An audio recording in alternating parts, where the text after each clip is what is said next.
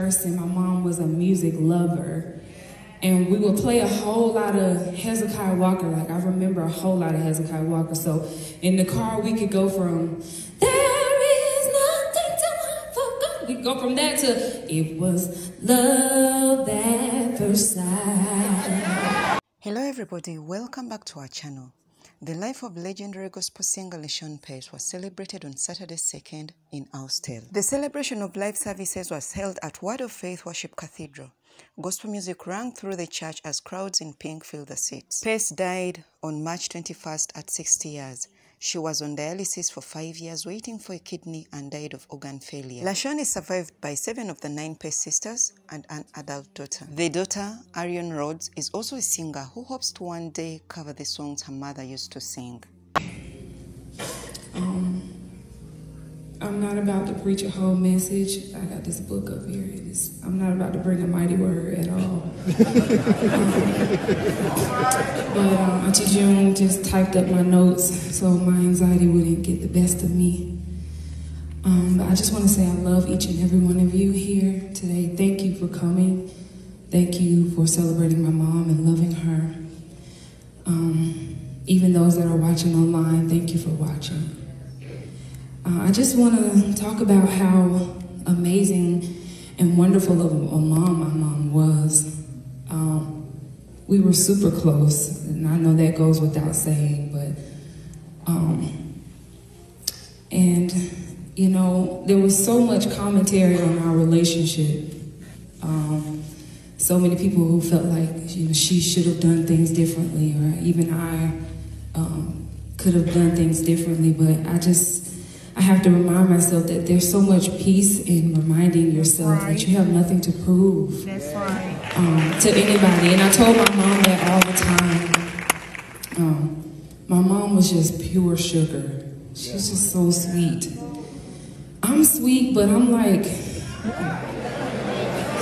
I'm sweet at first, and then you'd be like, ooh, you got a little kick to it. You know, that would be me. That would be me. Zadia and my mama were just the sweetest, my sweet Virgo babies. And I was always ready to fight for them. Always ready. I do a lot of stuff like my dad. I do. I'm Edward Rose's daughter for sure. Something that my brother DeMarcus will tell me is I have to learn that God being my witness is enough, you know? That's right. And I can't mention DeMarcus without mentioning my Auntie Nisi. Duran's Pace, the incomparable Duran's Pace, who is so crazy because Auntie Nisi and my mama would just like follow each other throughout life. Like, we lived together. If Auntie Nisi would get an apartment somewhere, next thing you know, my mama's got an apartment there. Like, we just followed each other, which explains why me and DeMarcus, I love all of my cousins, but me and DeMarcus have this bond. He's my best friend. Like, my cousin is my brother and my best friend. And it's just crazy how Auntie Nisi, you know, my mom just followed Auntie Nisi. Like, we was like, y'all didn't talk to us about this. But like I said, we were extremely close. My mom, my sister, and I, we slept in the same bed every night, and it's not because we didn't have our own bed. We had our room, but my mom was just like welcome us to sleep with her. She was never the type to be like, I need my space. Like, my mom was so clingy to us. And up until high school, I must say that I slept with my mom in her bed. Like, I was just like, I'm gonna sleep in here. And my best friend that's here today, we've been best friends since the 6th grade. My mom called her daughter. She reminded me of how, you know, how my mom instilled the word of God in us. And she would do this thing where she would tell us to put on our whole armor, right? Ephesians 6, put on the whole armor of God. So we would literally every morning before school, like, go through the motions of each part of the armor. So we would like, she would like, all right, take your helmet of salvation. And she would tell us to like go through the motions as if you're putting on a helmet. All right, helmet of salvation, breastplate of righteousness, strap it on. So we like, hey, all right, loins girded about with truth, like you put on your undergarments. So we like, yes, ma'am. Feet shod with the preparation of gospel of peace. Above all, we take the shield of faith, the sword of the Spirit, which is the word of God. So we did that every morning. Like, we went through the motions every morning. And so sometimes my best friend, she loves God, but she's not churched. You know, like I'm churched.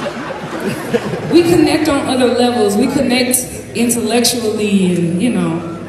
So, you know, there'll be times where I'm walking down the hallway and I'm like, Lord, I forgot to put my armor on, so I'm like...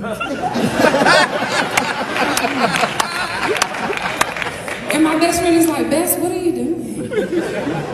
I'm like, girl, my mama gonna ask me if I put my armor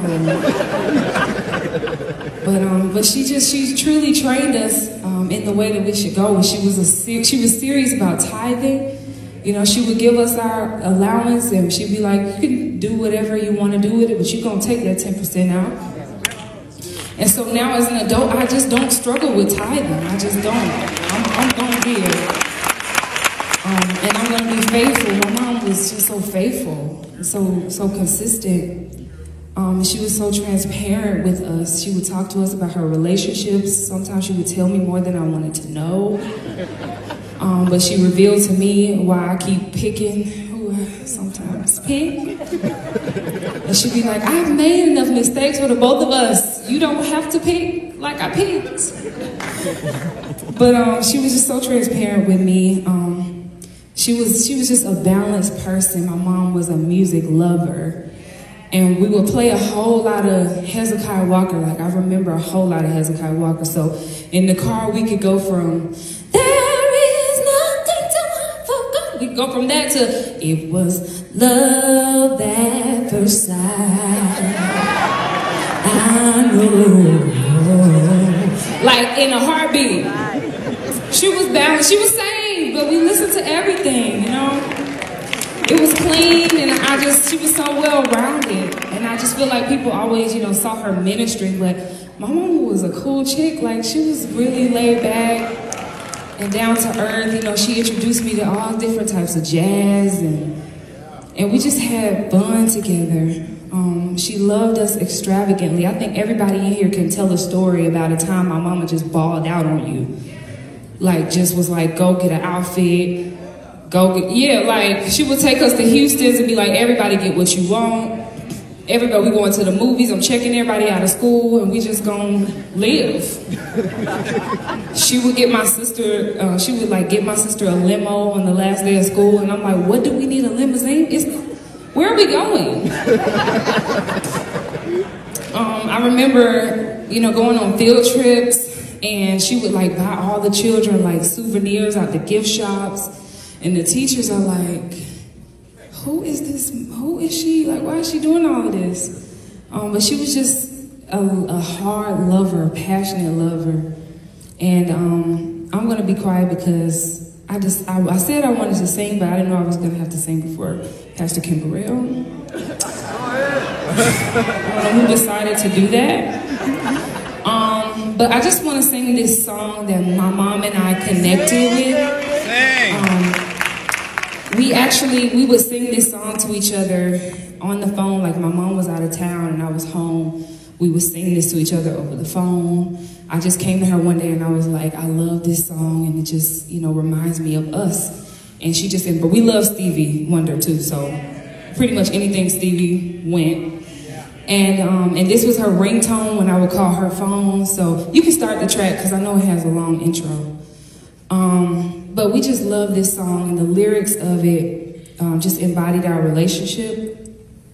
And so I'm just gonna sing a little bit of it. It's not a church song, but y'all can clap if you want to.